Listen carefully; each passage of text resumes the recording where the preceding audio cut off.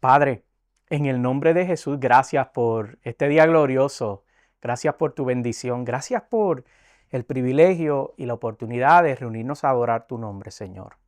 Gracias, Señor, porque podemos reunirnos en este lugar a levantar manos ante ti, Señor, en señal de rendición y en señal de reconocer, Señor, que sin ti estamos incompletos, no somos nada, no tenemos propósito ni dirección, Señor. Gracias por tu amor, tu misericordia y porque escoges continuar trabajando en nosotros, Señor. Gracias por ese privilegio.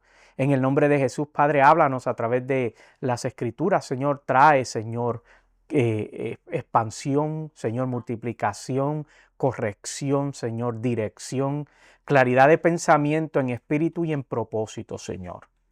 En el nombre de Jesús yo te doy gloria y honra. Amén y amén. Mira, te cuento que toda la semana he estado pensando en ese capítulo 1 de Lucas que estuvimos hablando la semana pasada, después de que se acabó el culto, y yo no me acuerdo si fue el mismo domingo o qué otro día de la semana, Lucián y yo seguíamos hablando sobre los eventos que quedaron registrados en ese primer capítulo. Entonces, ella me contaba que estaba estudiando de cómo la respuesta de Zacarías y María, aunque podían sonar un tanto igual, no necesariamente trajeron el mismo resultado porque no eran igual. Lo que yo pensaba y compartía con ella era que no estaban naciendo desde el mismo lugar. Y esa era la gran diferencia. Entonces, esa conversación es lo que inspira lo que yo quiero compartir contigo en el día de hoy.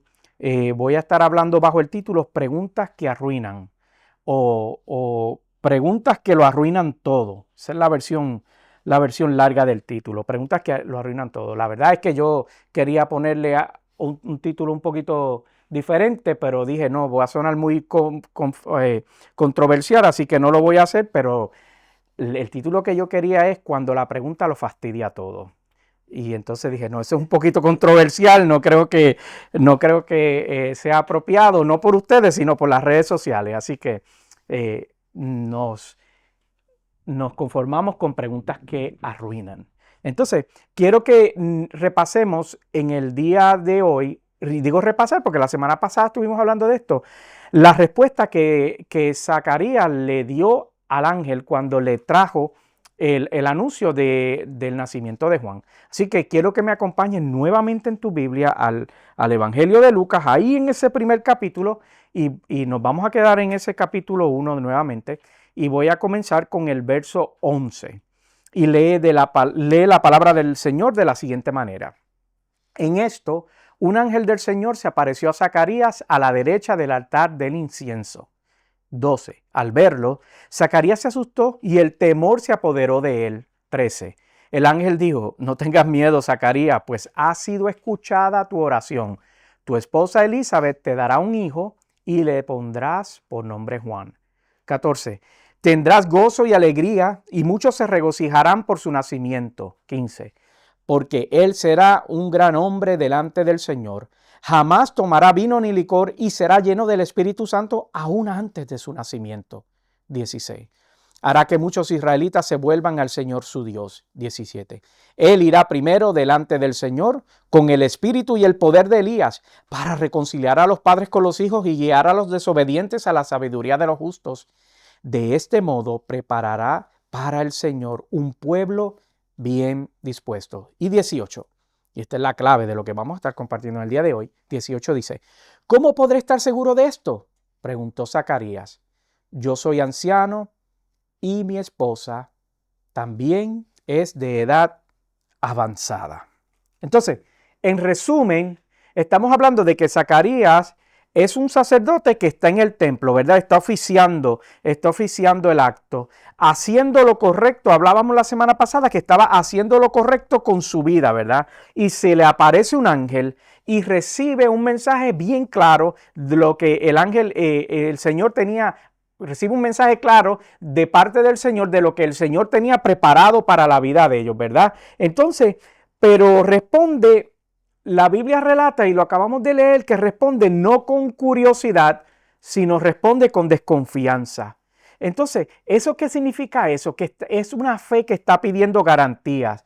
Es como tener una obediencia condicionada. Es como, es Dios, primero muéstrame o demuéstrame primero cómo es que tú vas a hacer las cosas antes de que yo acepte lo que tú me estás proponiendo. Ahora yo quiero que leamos juntos la contraparte de esto, que cómo fue el encuentro de María, que la Biblia relata que ocurrió meses después del encuentro que tuvo el ángel con Zacarías. Mira lo que dice ahí mismo en ese capítulo 1, el verso 26. Y vamos a leer del 26 al 34. 26. A los 6 meses, Dios envió al ángel Gabriel a Nazaret, pueblo de Galilea. 27. A visitar a una joven virgen comprometida para casarse con un hombre que se llamaba José, descendiente de David. Y la virgen se llamaba María. 28. El ángel se acercó a ella y le dijo: te saludo, tú que has recibido el favor de Dios, el Señor está contigo. 29. Ante estas palabras, María se perturbó y se preguntaba: ¿qué podrá significar este saludo? 30. No tengas miedo, María, Dios te ha concedido su favor, le dijo el ángel. 31. Quedarás embarazada y darás a luz un hijo y le pondrás por nombre Jesús. 32. Él será un gran hombre y lo llamarán Hijo del Altísimo. Dios, el Señor, le dará el trono de su padre David. 33. Y reinará sobre el pueblo de Jacob para siempre. Su reinado no tendrá fin. 34. Y esto es lo que queremos enfatizar. 34. ¿Cómo podrá suceder esto?, preguntó María al ángel, puesto que yo soy virgen. Entonces, en contraparte y en resumen, María no está en un templo. La Biblia nos relata dónde ella precisamente se encontraba, pero hay unas cualidades que la Biblia relata que son muy importantes, que a veces por nuestro aspecto cultural como que no la tenemos en contexto. La Biblia relata que no estaba en un templo, o no da indicaciones de que ella se encontraba en un templo, pero sí decía que estaba en Nazaret. ¿Y tú sabes por qué es irrelevante esto de Nazaret? Porque Nazaret era un pueblito totalmente irrelevante en esa época, de ninguna importancia, no tenía nada de atractivo. Es como que el pueblo de su país o la comunidad de su país, que usted puede pensar que de ahí nada bueno puede ocurrir, ningún evento extraordinario va a ocurrir en ese lugar. Pues ese era precisamente ese lugar. La Biblia dice que ella no era sacerdotisa tampoco. Entonces, que la Biblia, por lo tanto, relata o nos da a entender que ella no tenía ninguna posición espiritual, pero el ángel llega a ella de igual manera. Y entonces responde no cuestionando el poder ni tampoco dudando sobre la promesa, sino solo ella preguntó: ¿cómo va a ser el proceso? Cuéntame cómo va a ser el proceso. Entonces, ¿qué quiero decir esto? Que tenemos dos escenarios sumamente similares.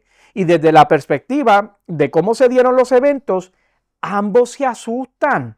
Cuando el ángel se le apareció, ambos se asustaron. Y es bastante lógico, pues, que se te aparezca un individuo de la nada, pues no es cosa liviana. Es más, yo estoy seguro que si 2 o 3 aquí se le aparece a alguien de momento, corren más rápido que un corredor de pista rompiendo el récord de las Olimpiadas.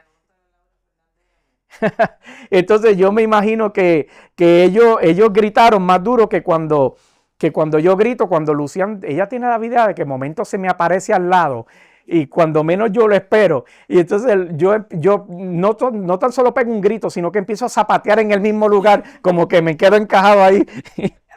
Mira, anoche mientras yo preparaba estas notas, llegó Isabel, yo estaba en la oficina con mi música de adoración y todo el asunto, y de momento como que se me paró detrás, yo no sé ni qué, y yo no sé si ella me habló o yo me volteé y la vi, pero yo pegué ese grito.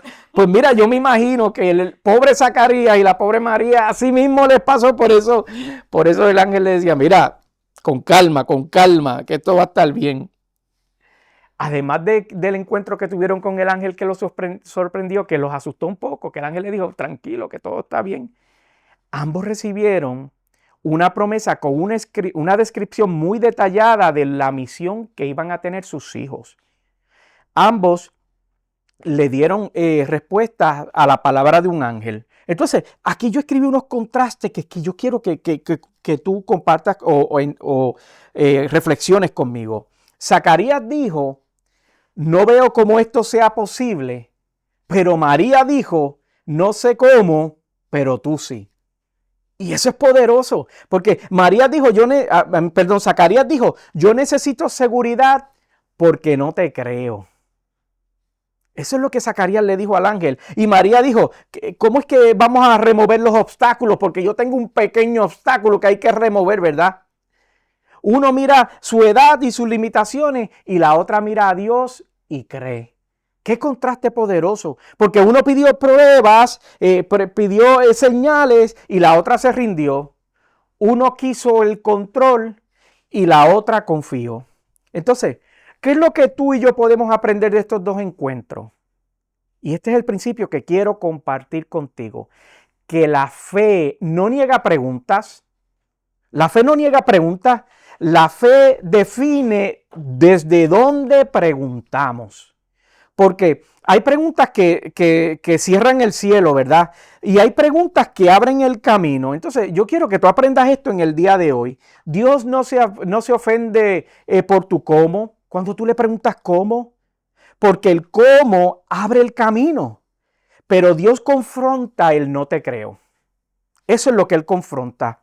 Él no creó, por eso quiero decir que él recibe o invita a que nosotros preguntamos el cómo para que se abra el camino, pero cuando nosotros dudamos, lo que provocamos es que se cierre el camino.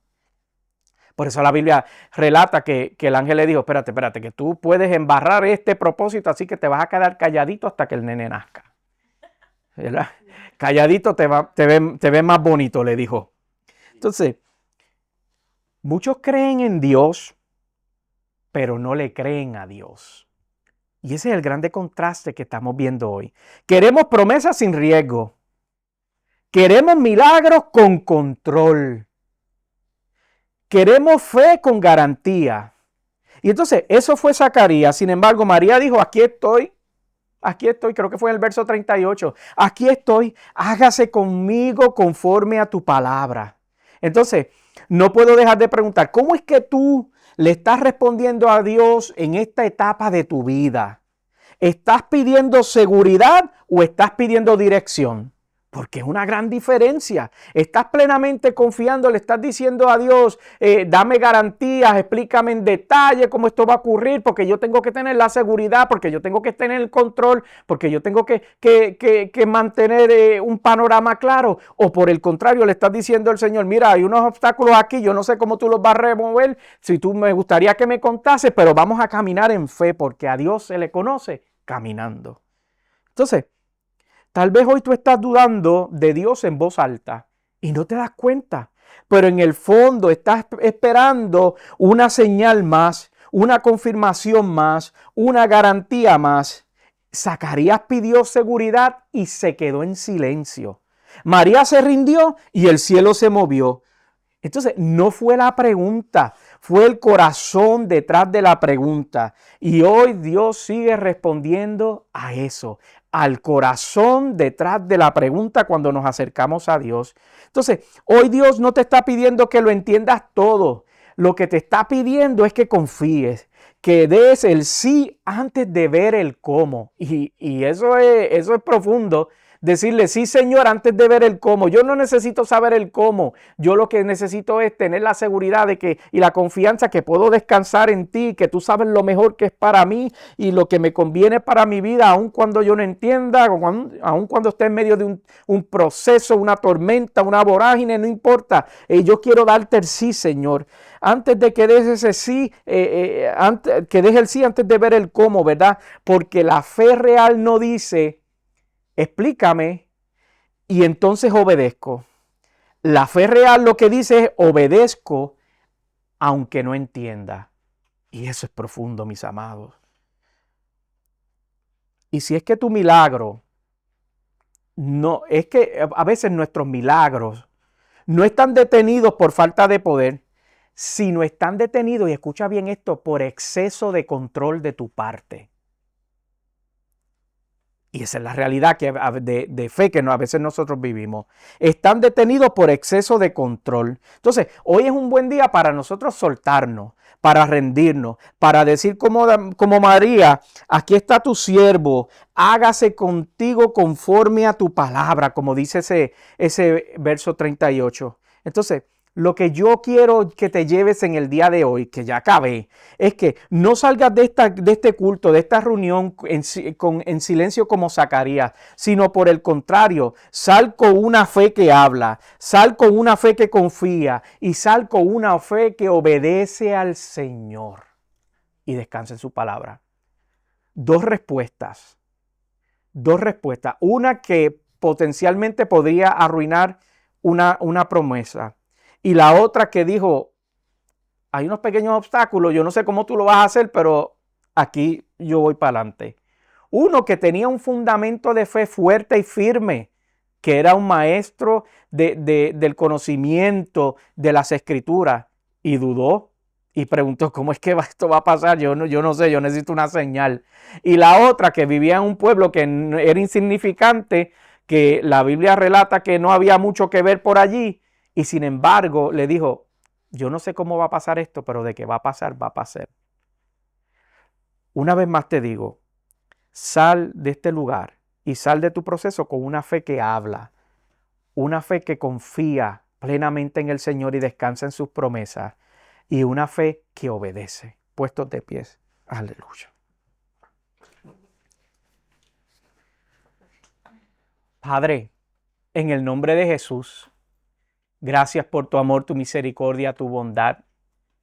Gracias, Señor, porque a través de la experiencia de estos dos individuos tan importantes, Señor, de nuestra fe, tú nos recuerdas, Dios, que como te respondemos a ti, Señor, es importante. ¿Desde qué lugar te estamos respondiendo? ¿Si desde un lugar de fe o un lugar de duda?